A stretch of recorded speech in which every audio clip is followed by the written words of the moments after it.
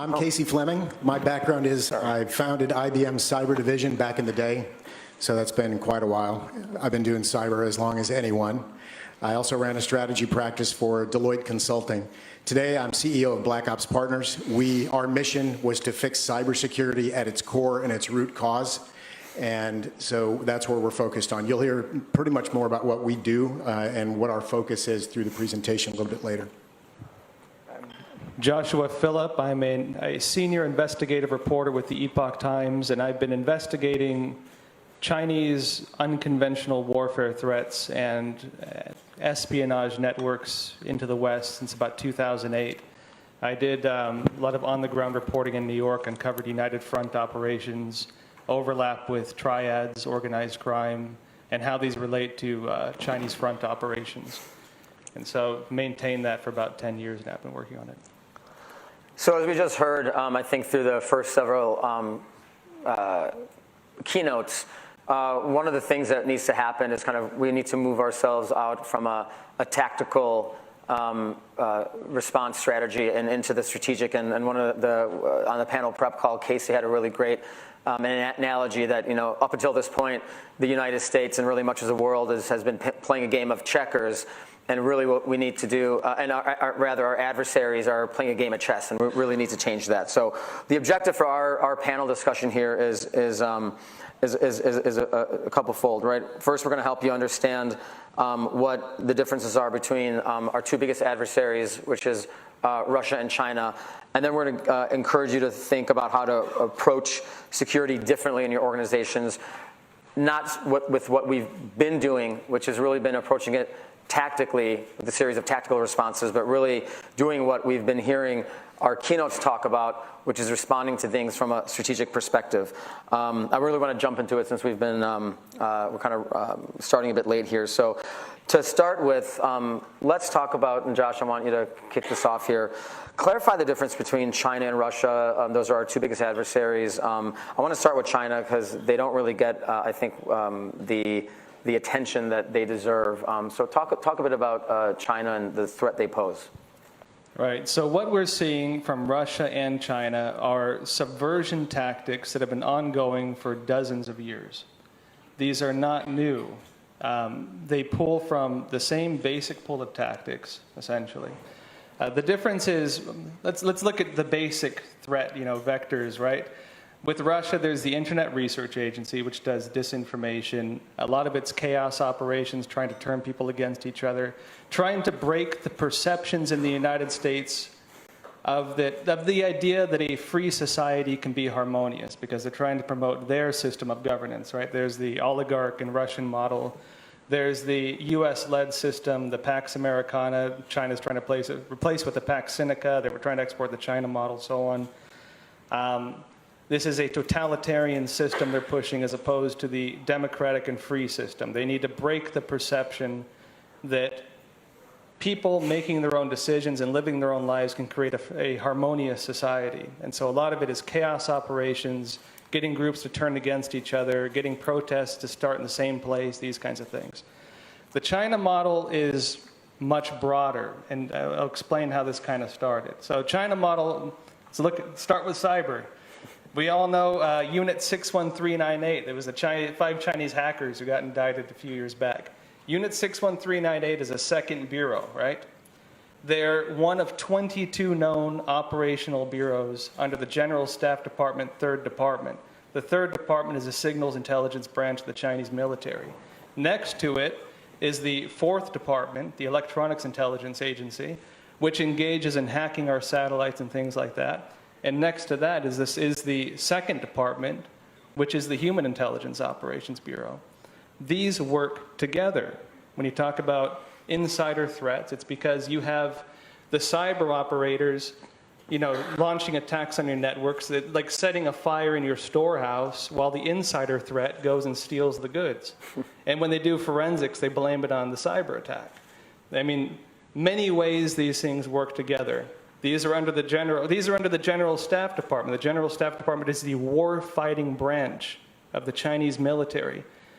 This is warfare for them. And this is not even getting into United Front, Overseas Chinese Affairs Office, triads, tongs, the entire network of subversion that they use. And this network is what makes, I think, the Russia and China threats different. In Russia, of course, during the Soviet Union era, you had, of course, the communist revolution, right? They were trying to push the communist revolution. You had different groups who were loyal to that mission. You had journalists, you had academics, you had politicians, and use the noise on the ground either from a media perspective to say, look at this chaos, look at this problem, how can you say this is a stable society? Or to use it and say, these people are demanding change, and then you pull your strings in government and have them react saying, we need to create policy to change this. But all of it is being orchestrated. This is subversion.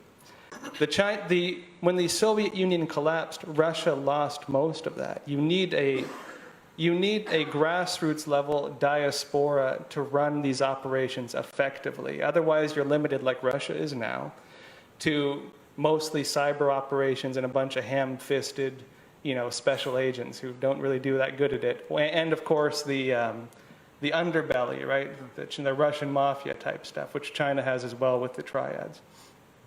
And so what we're seeing with China is exactly what the Soviet Union had, but on a much larger scale and a much more official scale. They have hands into every Chinese community through the United Front Department and the Overseas Chinese Affairs Office. United Front expands the lines of influence, invites people to business trips to China, invites politicians on business trips to China, and feeds them the China story, this new narrative, right?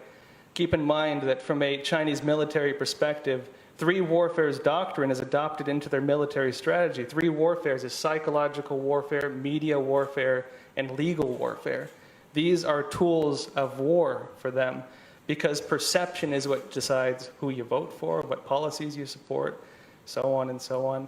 It affects the perspective of the world that they feed to academics and feed to journalists, and also maintaining that illusion through censorship and self-censorship. If you say anything other than what we're telling you to say, you're blacklisted from China and so on. And so what we're seeing is a continuation, and what we're seeing is a large-scale effort of unconventional warfare meant to undermine the United States, essentially.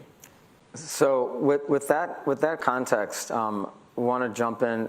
Casey, do you have anything to add to that, or should we jump into the kind of next phase? What Josh said was absolutely correct. He mentioned that it's warfare. We are at war. China has declared war on the United States through the private sector and all of our sectors, and that's the thing that we all have to wake up to.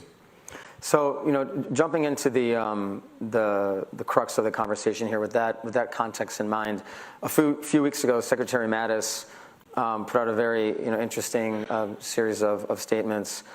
He called China and Russia great revisionist power and called the great power competition, not terrorism, is the biggest threat to national security. I'm going to say that again because I think this is revolutionary, right? He said that the great power competition, not terrorism, is the greatest threat to national security for the foreseeable future. And again, this is one of those things, as I said to Bill, that just kind of went under the radar in media, which I found to be quite fascinating.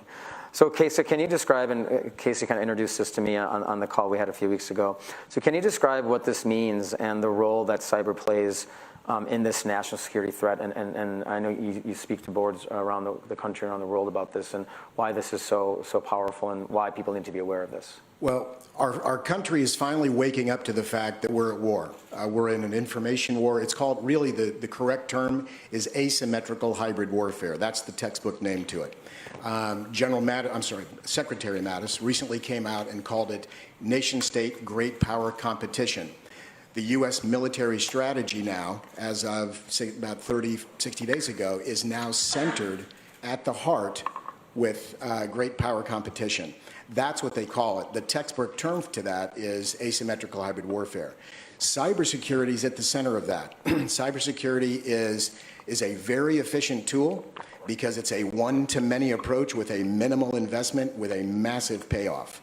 And you can do it from anywhere around the world. So it's very, very stealth. And by the way, in the digital world, compared to 30 years ago, when you got robbed, your filing cabinet was all disarray and your files were all over the floor and so on. Today, your original looks the same way as it was when you left it, okay? So digital theft is something that it's very hard to determine.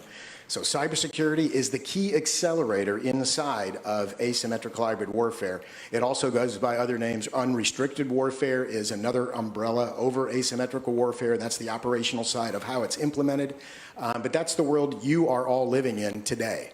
Nobody tells you that, but the military just came out and called it great power competition. You can Google that, Secretary Mattis, great power competition. Can we go to the next slide, please? One more. Oh, shoot. There you go. Yeah, there, right there. That's the right slide. So it's called great power competition. And so if that is at the center of your military strategy for your country, then you have to look at what our private sector is. Our private sector is how we power our economy and fund our economy. Our economy funds our military and funds our national security. So our private sector is very, very important, and that's you and me. So that's really the core of it. Cybersecurity is the key accelerator. I've got a power slide at the end. You guys can take pictures of it, but it's the money slide that I want you guys to have before we leave here. Back to you, Parham. So the president also recently unveiled, the administration's new cyber strategy this month, where he called for more offensive cyber. What are your thoughts on this? This is obviously quite revolutionary, different from the previous administration. So before we talk about some of the details, just at a high level, do you think this is the right move? It's quite controversial if you look at the different media narratives that are out there. Being the cybersecurity guy, I believe it's an absolutely correct move. Our adversaries work under unrestricted warfare. In other words, war without any rules. And the United States has always been, the United States has always been about rules. Even when we were in World War I, World War II, all of the wars, we had rules. This is war without any rules, and I can't emphasize that or overemphasize it. So that's really the key that we need to be focused on. This administration finally said, listen, we're going to go ahead and start striking back at folks. One of the key considerations on that we have in cybersecurity is attribution. Because of the different ways to cloak who the original sender is or who the original nefarious actor is, they cloak it through many, many different servers around the world. So when we decide to strike back, we have ways now as an industry and as our government, we have ways to find out who the original actor is, and we can go through all those different servers around the world that they previously used to cloak their identity. But I think it's a move in the right direction, because before we had our hands tied behind our back, and our adversaries, whether it's Russia creating havoc or stealing secrets or getting into our grid or into our banking system, or whether it's China stealing all of our IP, intellectual property, trade secrets, sensitive data, and so on. Just remember, one thing I want everybody to remember, every time that you hear that there is a data breach, I want you to think that a chunk of America is gone now and it's never coming back. That's what a data breach is. So when you hear data breach on the news, and when you hear 50 million records, or you hear this or that, realize that your children's future has just left. That's the seriousness of this. I call it a game, but it's really not a game. We mentioned earlier, it's the difference between playing chess. We're playing one hell of a game of checkers right now. In cybersecurity. It's very reactive. We throw a lot of products at it.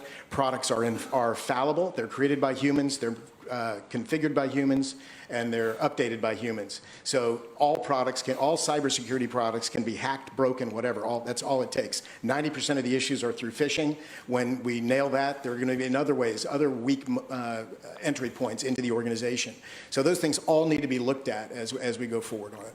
Go ahead. And fully agreed as well. Just to understand the nature of the military threat, why the Pentagon responding to this militarily is needed.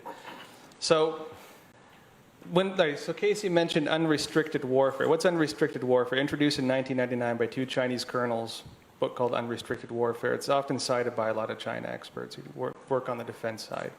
Unrestricted warfare is a list of non-military, trans-military, and military tactics that look at what are the goals of war. What would you want to achieve in war? And how can you achieve that using means outside of conventional warfare? And so this is culture warfare, to break the moral foundations of society.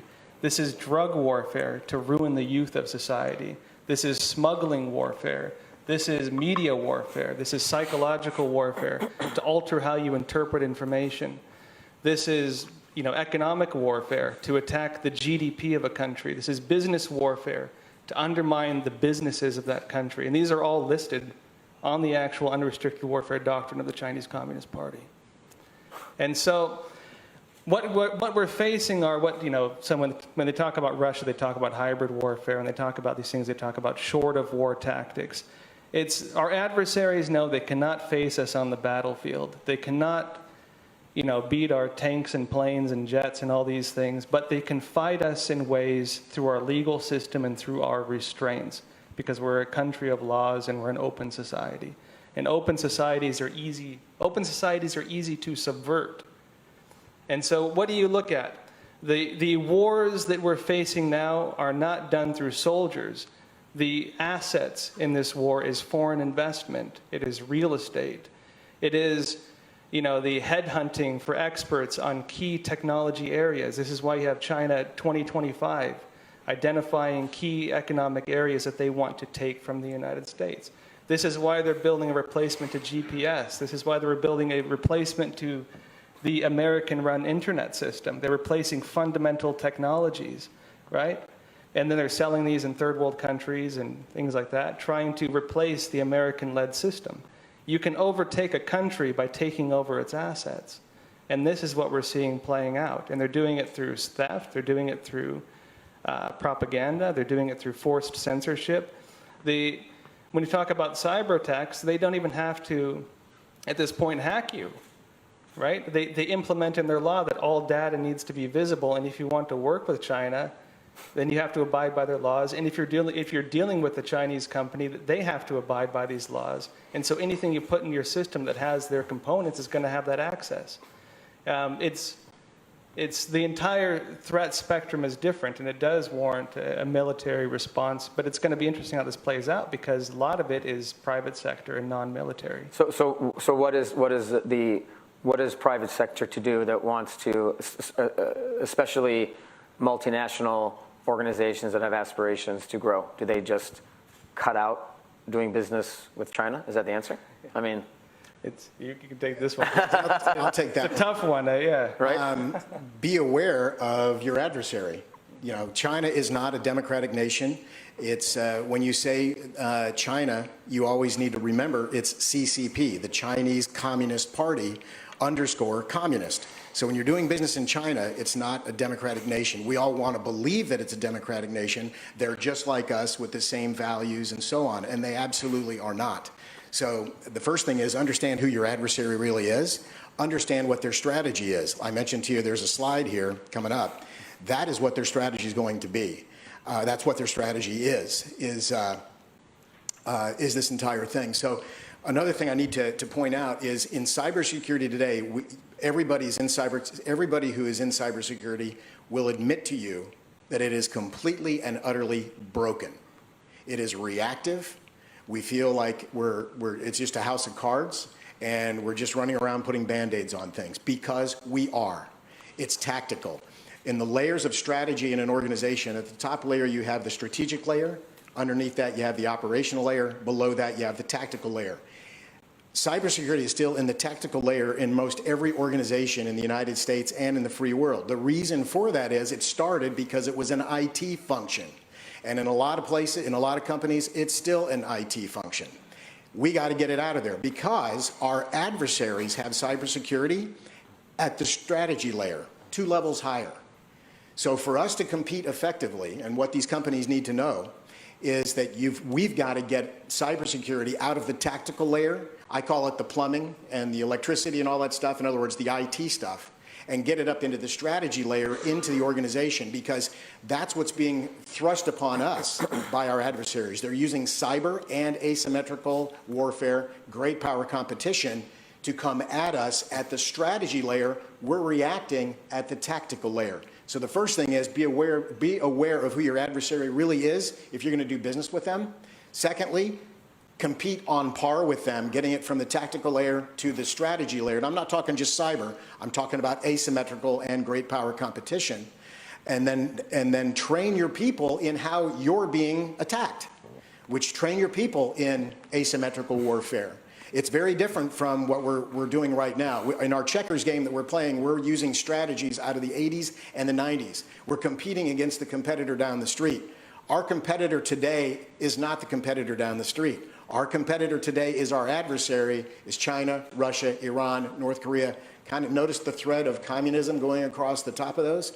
So be aware that we need to do this shift over the chasm, get out of this tactical stagnant layer that we're in and looking at cybersecurity from a tactical and stagnant viewpoint and get it up to the strategy layer where our adversaries have it. Yes, sir. Yeah, I'm not sure if you were here when Bill was giving his talk, but he made some comments that reminded me of our conversations about the importance of getting all this, the O's, he said, the CIO, the COO, the CFO, and then getting the head of HR. I mean, a lot of what you're talking about is, in terms of being strategic, involves getting the executives of these organizations together and elevate the conversation. And I think, we're seeing a lot of common themes here along these sessions where we're just finally starting to realize the importance of elevating the cyber dialogue to a strategic level. Which is one last point. Cybersecurity and basically corporate survival is a company-wide sport, and it involves, I heard even Mr. Ivanina talk about the supply chain and insider threat and all that. It's all that. It's the whole ecosystem, including your suppliers and so on, but it's all that. Go ahead. Yeah, absolutely.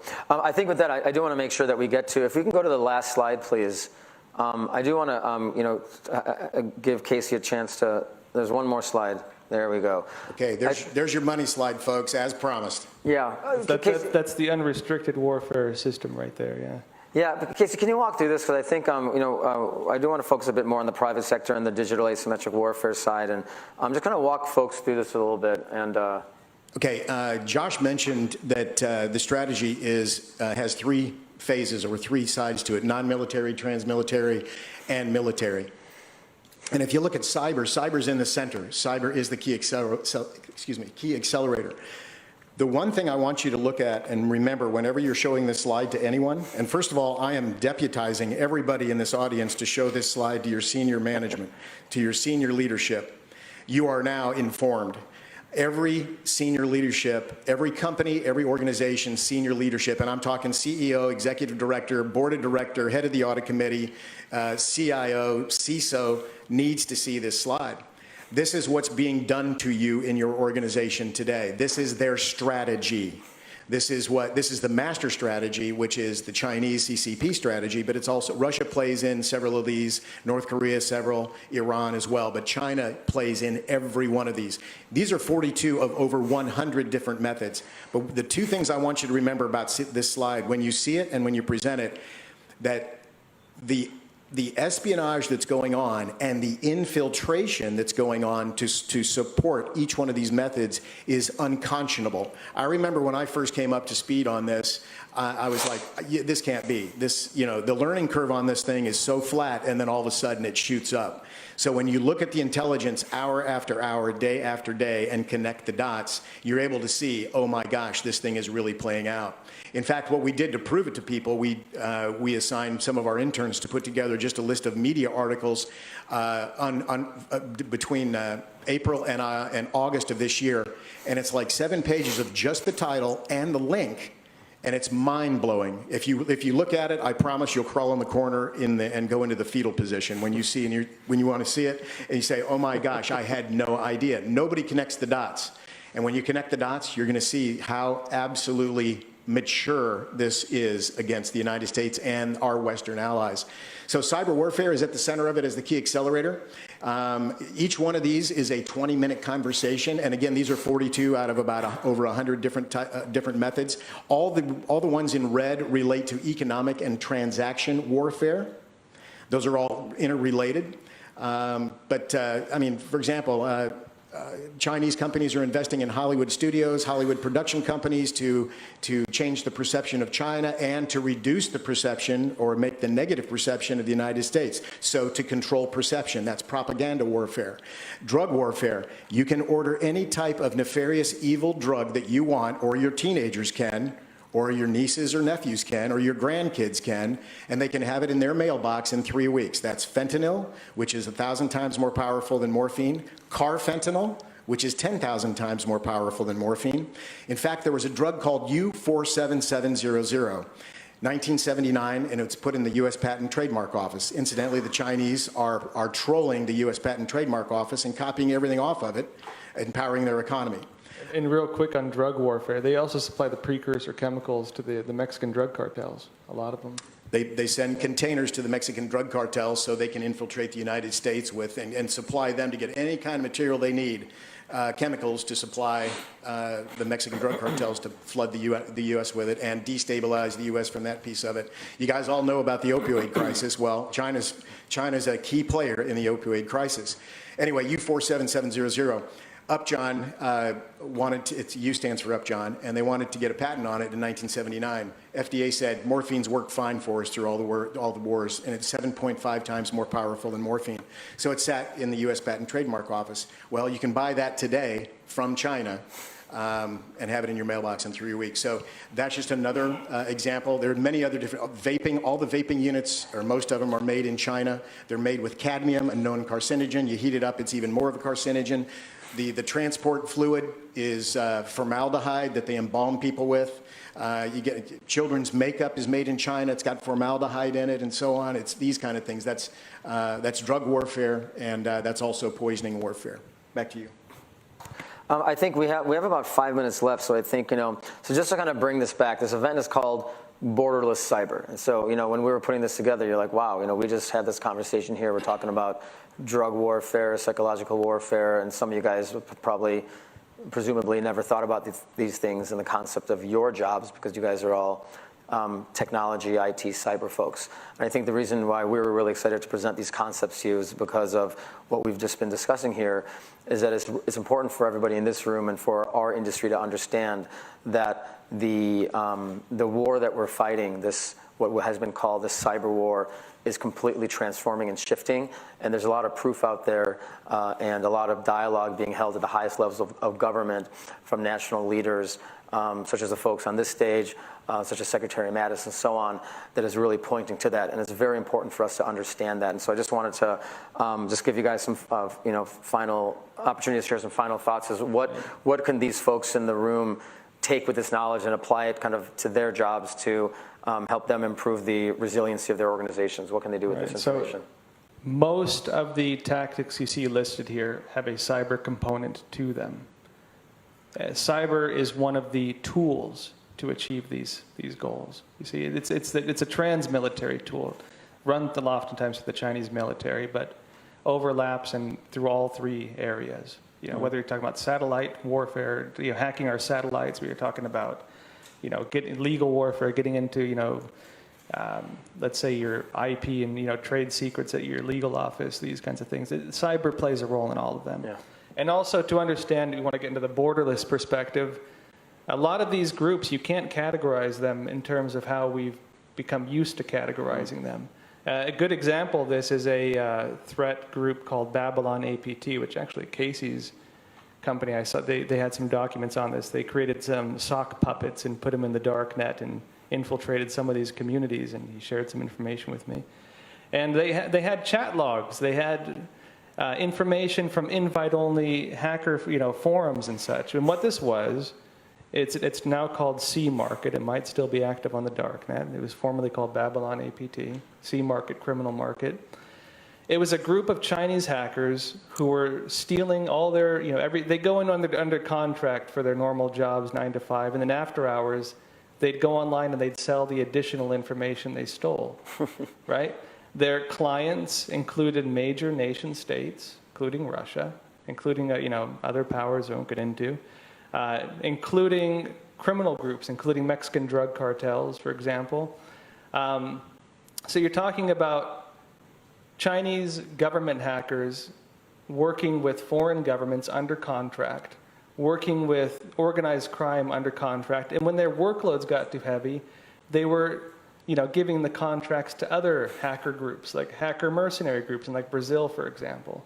And so this is the true picture of what cyber attacks look like. Yeah. The interest, right? And then, of course, there's an example, too, in this that For example, they were supplied with a remote access Trojan, a customized remote access Trojan to breach cell phones of an ISIS training camp in Yemen.